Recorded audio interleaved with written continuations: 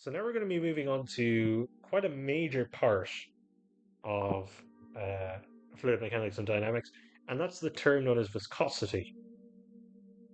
So if you want to think of it, it's essentially how goopy the liquid is. So if you can imagine, uh, oh Jesus, sorry, apologies, I keep doing that. I'm not sure what goes wrong with it, but if you imagine like a tap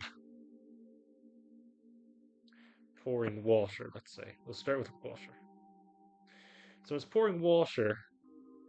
The water tends to go very fast through the pipe. Obviously, because water's smooth, I guess, in comparison to anything else. But for instance, if you let honey drip through a tap, as I've done here with this example, the honey will go very slowly through the tap. It's essentially like friction, but with liquids. So the actual definition is how resistant a fluid is to motion along a surface. The higher the viscosity, the more resistant it is to flow. As I said, honey and water. The measurement of viscosity is written with this Greek letter eta. How I tend to draw eta, because I'm not good at, is you draw a little flick and then you just draw a really long N. So it's like a H, but with part of it sort of misplaced in a way. So that's eta or eta or however you want to say it.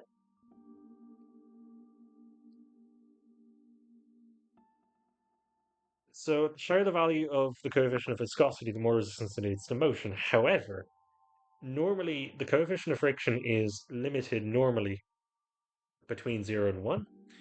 So normally coefficient of friction is between 0 and 1.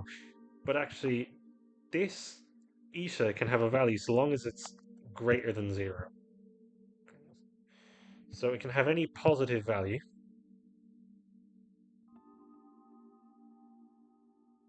So in mathematical terms, rather, the values of this can be positive reals, excluding 0. The unit of which we'll get. You can get to why it is once I show you the formula, but you've probably already seen it if you've paused the video. But the unit for it is known as a Pascal second. Now, how we can actually demonstrate a relationship with viscosity is this. So we have two smooth bits of metal with a difference in height of h. So I'll sketch it at the top here. So we have two different metals, height difference delta h, and they both have area A. So imagine they're like little 3D plates.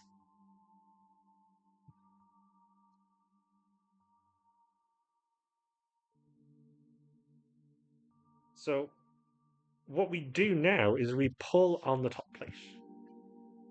Now, actually, inside of this can be air, but I think for simple purposes, I'll just keep saying that there's water. So imagine that there's water inside of here, so a big case like this. Almost like sort of a really disgusting water sandwich. So once we pull in this with velocity v, what will actually happen is known as a shear. So what will happen is that I'll just draw it over here. What's happening? So I thought I had another available slide. I should have thought of this before. But what's actually happening is when we're pulling on this, the water actually becomes like sort of like a 3D parallelogram. And this is what's known as a shear. This shear we tend to represent by the Greek letter tau.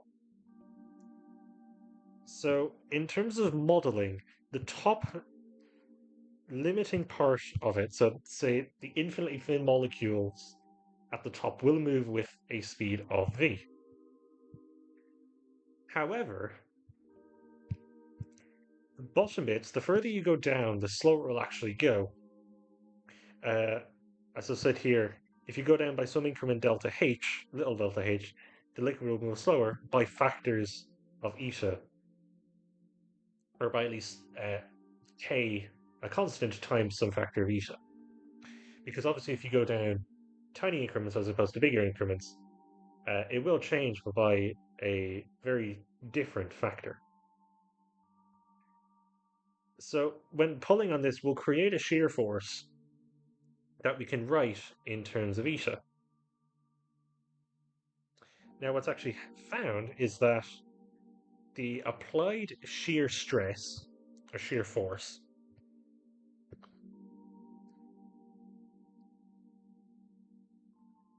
onto an object is equal to eta times the rate of change of velocity over position. We can either write this in differential equation form or just in standard algebraic notation. So actually, the liquid at the bottom, I skimmed over this, will actually form sort of like a protective layer on the bottom, so long as this bottom plate remains stationary. And this is known as no slip condition. So, obviously, there's no slip condition matter in most cases because we're mostly talking about how the top layer will move and not how actually layers split down. So we'll go through an example which actually involves a bit of Newton's laws and then one about calculus. So if you're dissimilar with Newton's laws, I'd recommend you going back to that playlist and reviewing pulleys, because this next example will involve such